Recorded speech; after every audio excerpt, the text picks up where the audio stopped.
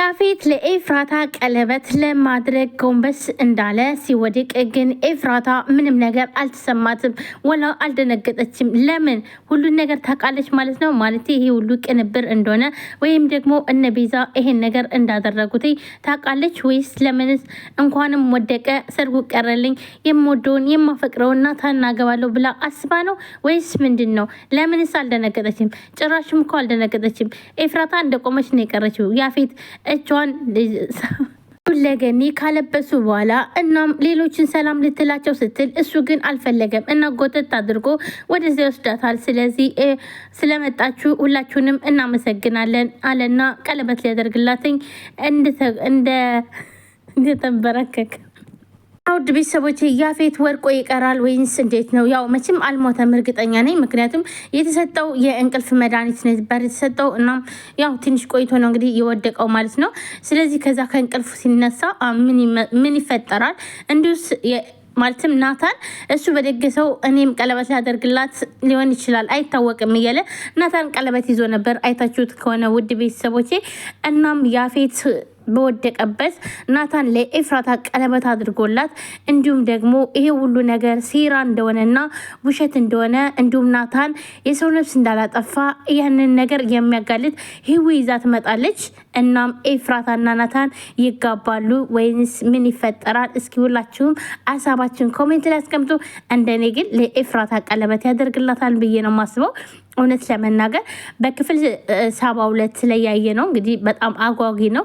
እናም የቀጣዩ ያፌት እንጂ የሆነ መላክ አልተፈጠረለት ያፌት ተነስቶ ይሄ ነገር ሁሉ ከዛ ሰው ሁሉ መሀል እንደዛ ይሄ ሁሉ ነገር ሆኖ ሲያስበው ራሱ እንዳለ የሚጨርሳቸው ነው የሚመስለኝ እውነት ለመናገር በተለይ ያክስቱ ልጅ ማለት ነው። ምክንያቱም እሱ ነው ያን ውሃ ያመጣው ማለት ነው። እናም ጽን ስለሚያፈቅራት እንግዲህ ለዛ ነበረ እሱ ታዘዘ ማለት ነው። እናም እያላበህ ነው ደክመዋል ውሃ ጠጣ ሲለው እንግዲህ ታውቃለህ በጣም እኮ የፈራው ነው እና ምን የምፈራ አልመሰለኝም ነበር እያለ ያን ውሃ ግጥም አደረገው ማለት ነው ጋይስ። እና ስለዚህ ይህንን ነገር ሴራ እንደሆነ ያው ያክስት ልጅ አያውቅም ማለት ነው። ስለዚህ ምን ይፈጠራል ወደፊት? እውነት ለመናገር ነው በጣም ጓጉቻለሁ። ቀጣይ ክፍል እስከሚለቀቅልን ድረስ ሁላችሁም ሀሳባችሁን ኮሜንት ላይ አስቀምጡ ማለት ነው። የመሰላችሁን ኮሜንት አስቀምጡ።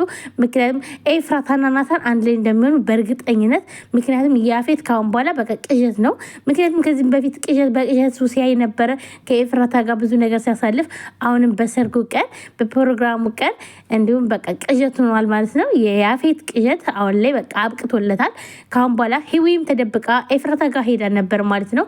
እና አይዞሽ ይህን ነገር እናልፈዋለን ብላለች። አሁን ላይ እሷ እንግዲህ እየተደበቀች ናለችው። የምትደበቀው ከማን ይመስላቸዋል? ከያፌት ሰዎች ነው። ግን አሁን ብትያዝም መጨረሻ ላይ ግን ህዊ አሸናፊ ነች። ህዊ ነጻ ትወጣለች ማለት ነው። ነገር ግን በአሁኑ ግን እንደምትያዝ እርግጠኛ፣ ምክንያቱም ተሸፋፍና እየተደባበቀች ነበር ማለት ነው። አናጋይስ እየተደበቀች ነበረ። ስለዚህ የያፌት ሰዎች ከያዟት ህይወት ትገባለች ማለት ነው ሴቶች ጋር። ከዛም በኋላ ያፌትም እንደዚህ መሆኑን ስታቅ መጨረሻ ላይ ምን ይፈጠራል? ሁላችንም ጓጉተናል ማለት ነው።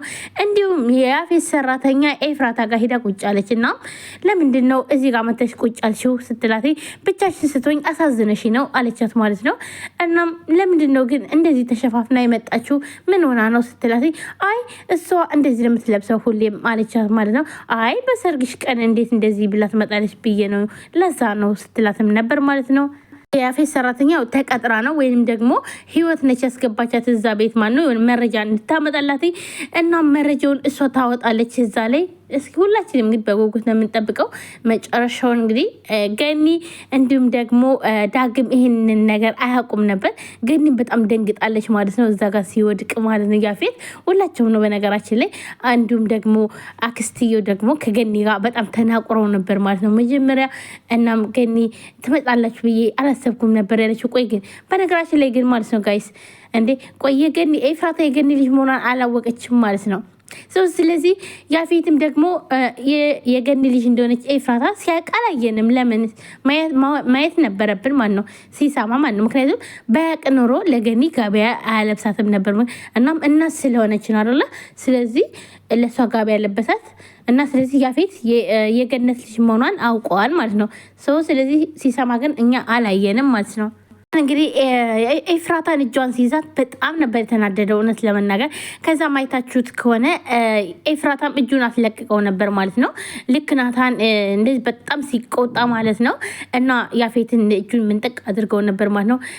ሲቀጥል ደግሞ እነ ናታን እንግዶች መጥተዋል ሲሉ አምላኬ ያደራህን አስችለኝ ያለች በጣም ነበር ደነገጠችው ኤፍራታ ማለት ነው። ኤፍራታ ግን እውነት ለመናገር የወሰነችው ውሳኔ አሪፍ አልነበረም። ግን አሁን ላይ ሰርጉ መቅረቱ አሪፍ ነው። ግን ናታን ቢታሰርም ያ ችግር የለውም ነበር። እሷ ግን እስከ መጨረሻ እንድታጠውና ያደረገችውና ይሄ ማለት አሁን እኛ ልንማርበት ነው። ፍቅራችሁን አሳልፋችሁ ስቶ እንደዛ አይሆንም ማለት ነው። እንጃ እኔ እንደዛ አላደርግም እውነት ለመናገር። እስኪ እናንተ ማሰባችሁን ኮሜንት ላይ አስቀምጡ ጋይስ። የቤዛ መቀየር እንግዲህ ሁላችንንም እያስገረመና አስደነቀን። ቤዛ በጣም አሁን ላይ ይሄንንም ሴራ እንትን ያለችው ያቀደችው ቤዛ ነች ማለት ነው። ምክንያቱም ናታን በቃ ተነስ መነሳት አለበት፣ ተነስተን መታገል አለብን ኤፍራታ ወዳ አይደለም ስትለውም ነበር ማለት ነው። እና የቤዛ መቀየር